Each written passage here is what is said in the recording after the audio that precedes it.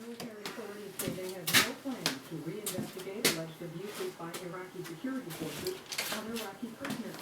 The information is contained in classified U.S. military documents. My name is Bob Clay, and I've been a fly fisherman since I was about 18, and I learned how to fish on the Bow River in Calgary under the tutelage of Harry Honer. He was an English fellow that I met. He was the guy in charge of the fishing department at Woodward's, where I worked as well, and every Monday we'd go out fishing. So he got me started in fly fishing, and he got me started in my love of bamboo rods as well.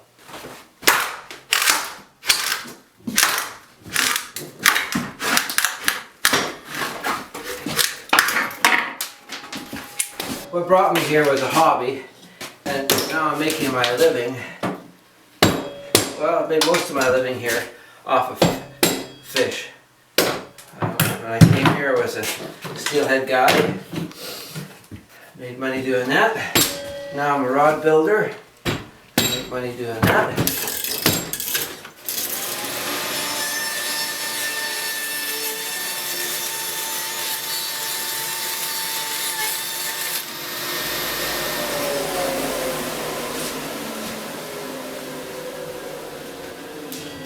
They're a pretty important part of my life.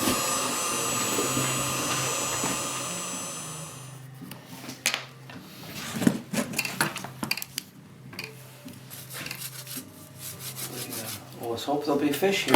If there's no fish, I can't make any fishing rods. And making fishing rods is not only a living, it's kind of fun too. It's kind of fun to make things with your hands. So Harry taught me to fish on the Bow River, and then in 1971 we came up for our first steelhead trip. And I sort of fell in love with steelheading.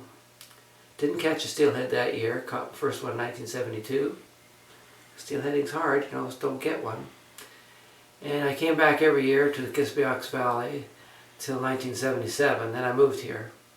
Got married here, raised a family here, started a fly fishing guiding business, and then eventually I started making bamboo rods.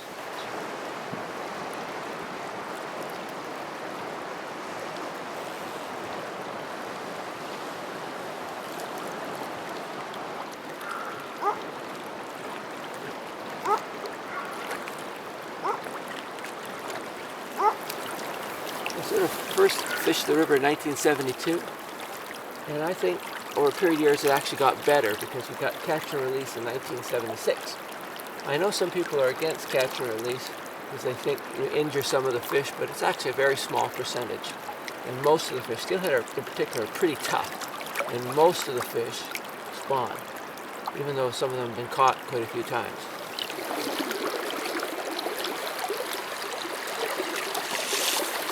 Try to go to a selective inland fishery if we can. So that's been helping. It's been a constant battle over the last 30, 40 years. And then, of course, what happens on the land, the mining, forestry. That's another battle we always got to fight. Right now, we're fighting coal bed methane at the headwaters, which is really hard on water, and it's hard on fish too. That's the reason people come here, because there's wild fish here, and pretty much it's undammed and unfettered, and it's, you know, this is it, the last stronghold. It's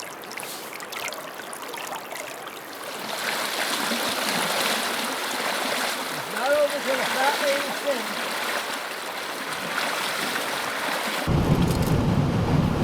Windshield wipers clapped in time, and Bobby sang the blues. This is a big fly, but with a small hook, and the tube fly, and the hook just comes out of the back, so it's a small hook, doesn't hurt the fish at all, doesn't go through his brain, small gape, but you get a big silhouette because the tube is long. You can see that in the water there, it's a pretty big, juicy fly for our fish.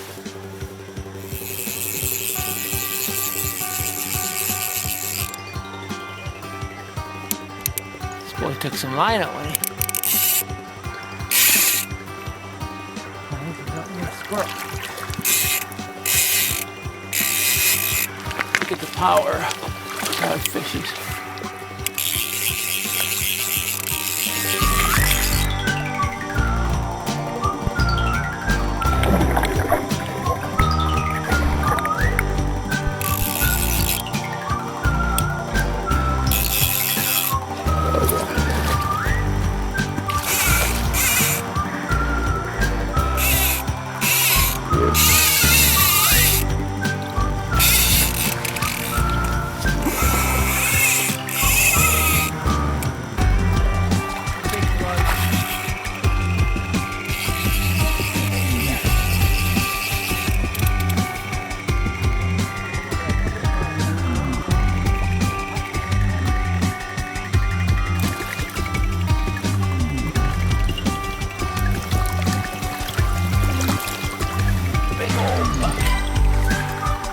Repeat spawner.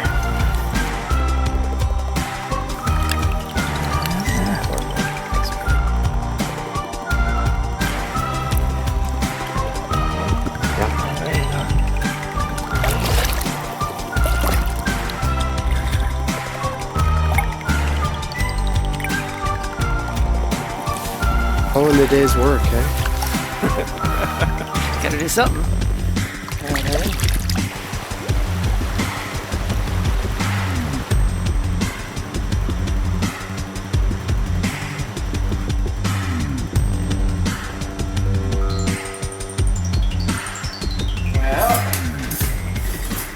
Married and I've got 4 kids.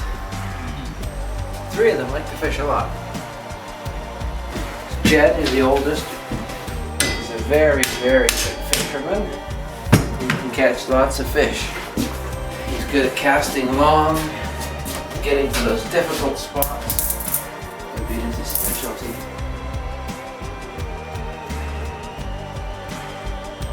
Kateri has been a guide for the last number of years on the Dean River. She can run a jet boat. She can do anything a man can do out there. And she's not afraid to jump right in there and do stuff. All right.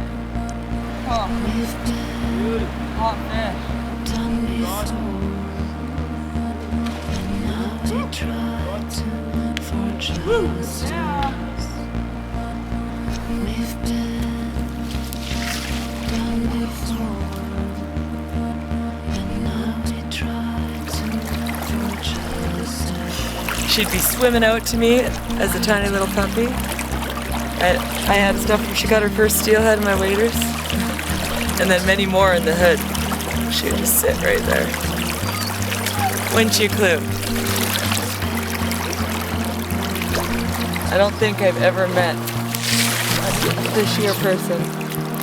I don't think I've ever learned more from one person than I have from him. He reads water so well. He knows fish.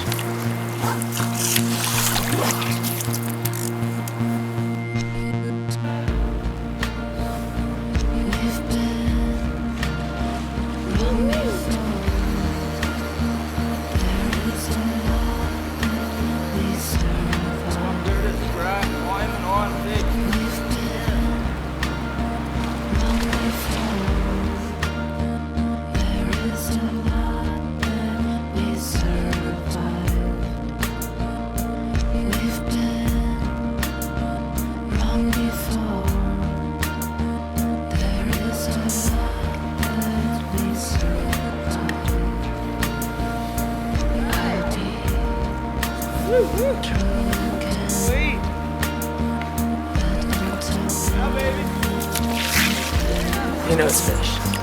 Exactly where they're gonna be. 10 casts. Awesome. I'll try to make it another one for you.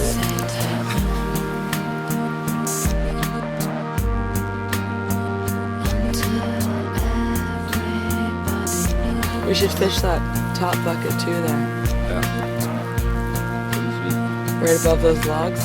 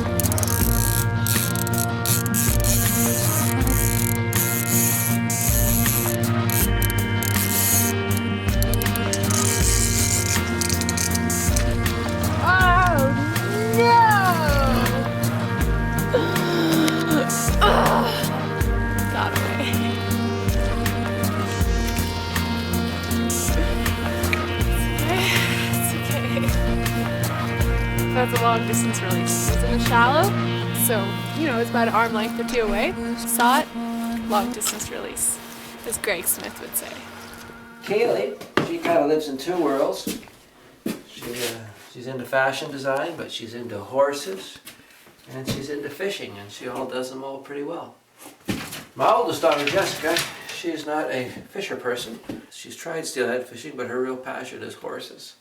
So 3 out of the 4 kids fish, and they're all very accomplished steelheaders. And there's my wife, Kathy. Like I said before, she only started sort of fishing after the kids were through school and stuff. And she's quickly become a very accomplished fisher woman, fisher person, fisher man, whatever you want to say.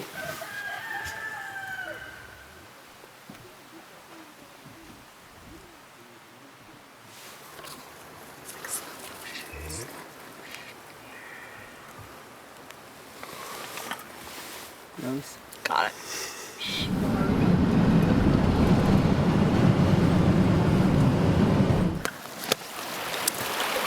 It's really interesting that a lot of them started fishing. We took them out fishing, of course, as young kids, but never really forced it upon them, because I always thought that if we made them do it, they wouldn't like it. So if you sort of treat them kind of neutral about it and show them the fishing, I think that's what makes them into fishermen.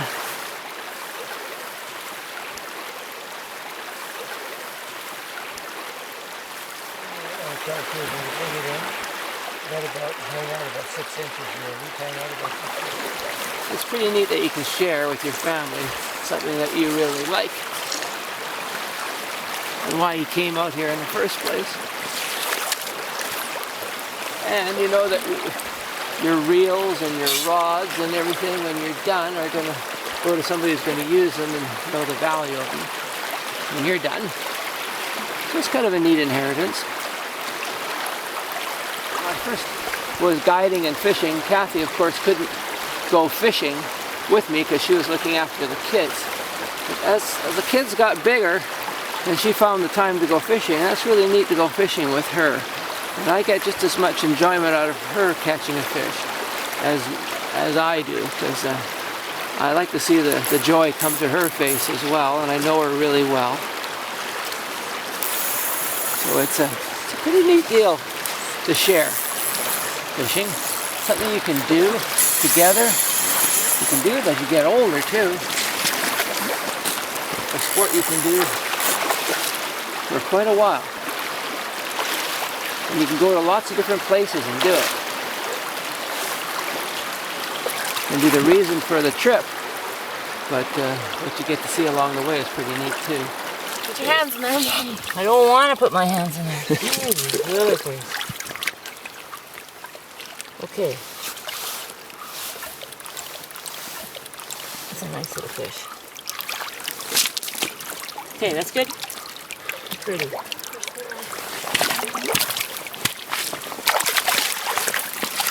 Good. Goodbye. Nice work. Whoa! Water bites. I couldn't get rid of them, and now they're doing the same thing I'm doing, and I never get a chance to fish anymore because, you know, I just got to put them all in the buckets now. They call me Bucket Bob. And the fish have value, eh? Everything has value in life. So the value to a fisherman is catching a fish. And like we used to go out and fill our freezer full of them, that was their value then. Now, if we can't fill our freezer full because that's going to hurt the numbers of fish, well, we can still catch them and we get a lot of satisfaction. So there's a value out of catching a fish, right? So there's also value in other things. There's value in timber extraction. There's a value in mining. There's a value in oil production. So we've got these wild fish here, which is kind of a unique resource. We've got oil and gas in a lot of places, but maybe this is the last place you got these nice wild steelhead. So you could say they're worth something, so maybe we shouldn't do those other things. Maybe we shouldn't do coal bed methane if it's going to hurt these fish. Here is really a special place because the Skeena watershed is sort of the last bastion of the wild steelhead, the wild salmon runs. Basically, if you look up and down the coast, this is one of the major rivers, the Skeena system. It's one of the major rivers that still has wild salmon steelhead. So we still have a pretty pristine place, basically. So we just got to be really careful with it. We don't want to upset the balance.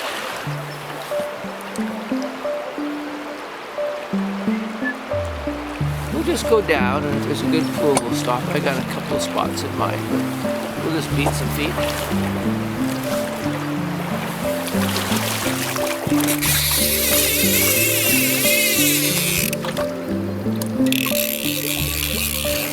How far down is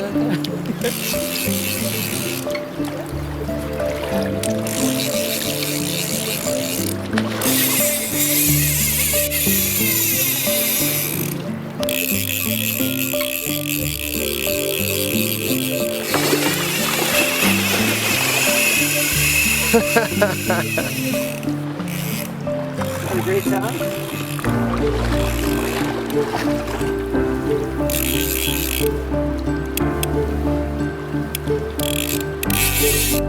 That's a hot one.